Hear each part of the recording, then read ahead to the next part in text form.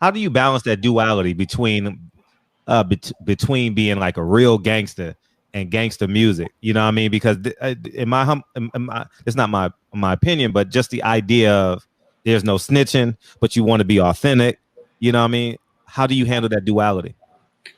I think I focus more on the blues of it.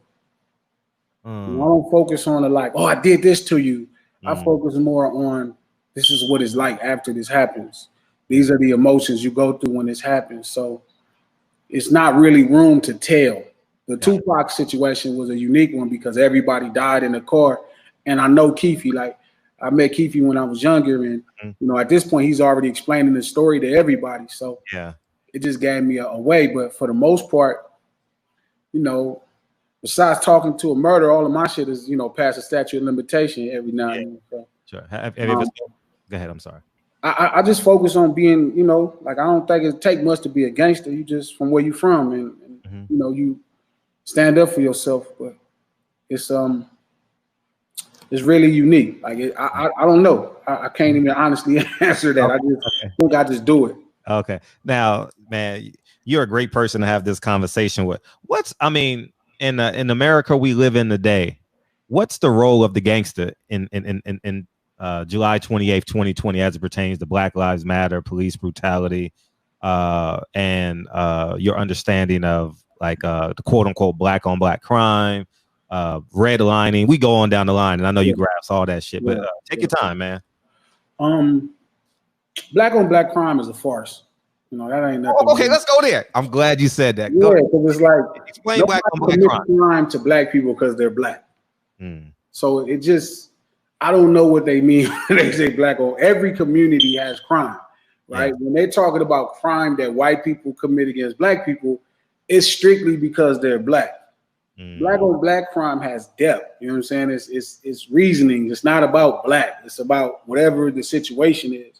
When a white person does some shit to us, it's strictly because we black. So I never understood that concept of black on black crime. As far as the gangster's role in today's situation, I don't know. It's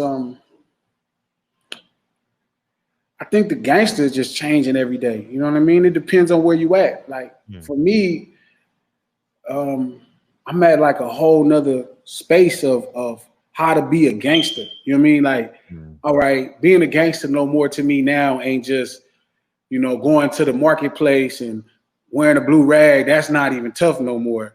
Being a gangster ain't, getting into it with the Mona Parks or the Carvers or none of the other homies in the shootout. That's not gangster no more. None of these things are even tough anymore. They're like repetitive. So to me, it's, trying to solve problems that people don't want problem solved. You know what I mean? It's trying to figure out how to bring livable wages to Watts. That's gangster for me. Because I know that it's a system around that doesn't want that to happen. It's a guard around that doesn't want that to happen. Being a gangster to me is not allowing everybody to shape your opinion. Taking time, reading, figuring out exactly what you think, and then, dispersing information to people and being okay with no matter how they feel.